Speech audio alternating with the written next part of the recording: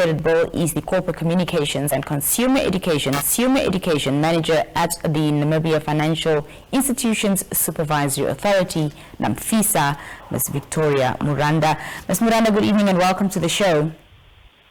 Good evening, and thank you for having me, and good evening to our viewers as well. What objectives, Ms. Muranda, does the Consumer Credit Bill aim to achieve? Well, the Consumer Credit Bill aims to create a fair and transparent rules for the consumers of credit markets in Namibia. It also strives to protect people and entities who borrow money or use credit and consolidate the laws related to credit agreements. Now, the goal of the Consumer Credit Bill is to promote responsible lending and borrowing practices and improve on consumer protection. So that is the purpose of the Consumer Credit Bill. Mm-hmm. And to whom does this bill extend its coverage, and which legislation will it be influenced by, will be influenced by its implementation? The Consumer Credit Bill applies to all types of credit agreements within the borders of Namibia, where money is borrowed or either goods or services are bought on credit. Well, in general, it does not cover transactions that is between family members or people who are related. The bill also replaces and changes some existing laws related to credit, and those laws that are currently in force is, for example, the Usury Act, the Credit Agreement Act, and the Micro-Lending Act. So those three acts will be repealed when the Consumer Credit Bill becomes law. Mm-hmm. Talk to us about, in which ways consumers will be influenced by the implications of the bill, and of course, what duties are expected from consumers. Well, the bill will affect anyone who borrows money, anyone who buys goods or services that is on credit, the opposite of cash, or acts as a guarantor. Now, consumers have several rights, including receiving reasons for credit refusal. So if you have applied for credit somewhere, you should be given a reason if you have been refused. Well, when you're signing a contract for a credit agreement, the information should be in plain language, and documents that are related to the credit agreement and the rights to refusal to sign incomplete documents will also be regulated when the Consumer Credit Bill becomes act. Consumers will also have the right to confidentiality, and also have rights in terms of access to credit bureau information that we usually call ITC, and then you can dispute entries on your account or on your profile in terms of that credit bureau information. Mm-hmm. Which entities, Ms. Muranda, fall within the purview of this bill's regulations? The bill will be regulated by two entities, which is the Namibia Financial Institutions Supervisory Authority, in short NAMFISA, and the Bank of Namibia. NAMFISA will oversee the credit providers in the non-banking sector. NAMFISA will also oversee the credit bureaus and debt collectors. Bank of Namibia, on the other hand, will regulate credit providers in the banking sector. Now, those regulators, being NAMFISA and BON, will register, they will supervise credit providers, and they will also resolve complaints, and they will be sitting with the task to promote consumer protection. So it's NAMFISA and Bank of Namibia. Mm-hmm. And could you outline the prerequisites for registration applicable to credit providers, credit bureaus, and debt collectors? Yes, there will be prerequisites in terms of entities to register. Among the prerequisites is that firstly they need to go through the fit and proper requirements. They need to fill out the forms.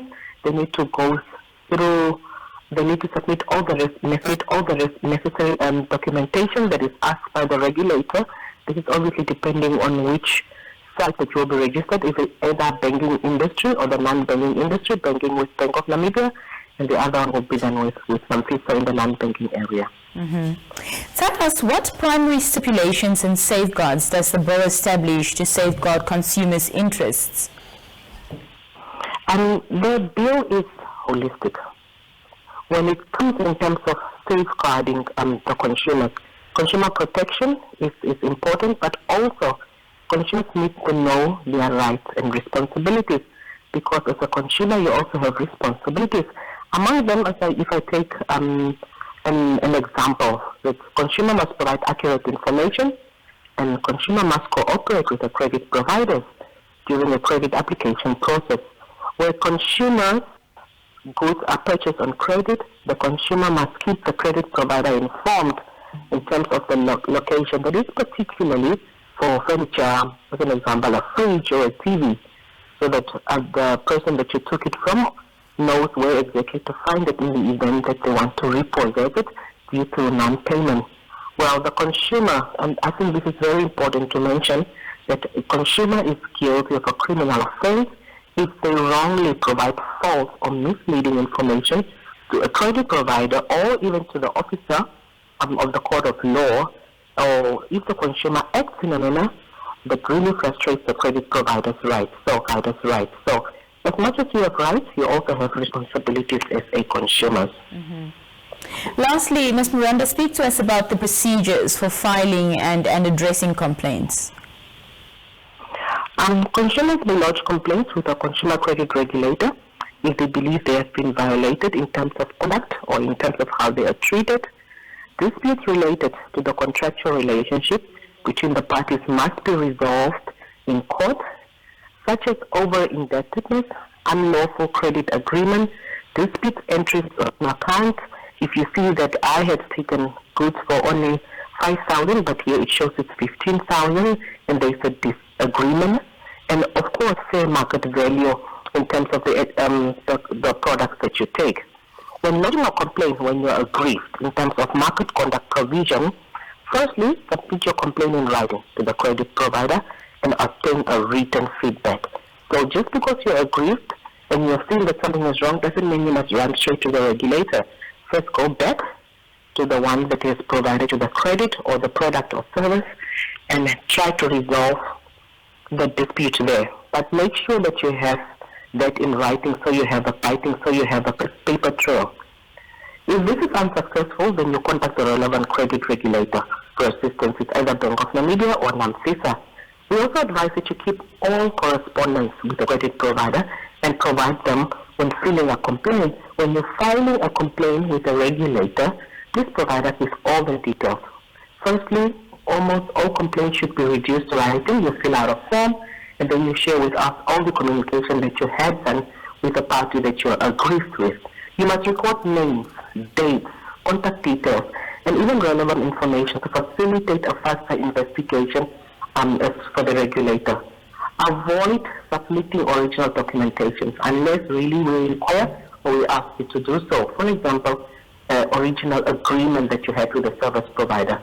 A copy should suffice. Also support your complaint with written evidence wherever possible, and I cannot stress how important it is that you have written evidence when you are submitting or filing a complaint. Madam Muranda, thank you so much for your time this evening, and thank you for joining us. You are most welcome. Thank you for the opportunity. That was Victoria Muranda from NAMFISA speaking to us on the line. We're back speaking to Mr. Ben Nangombe from the Ministry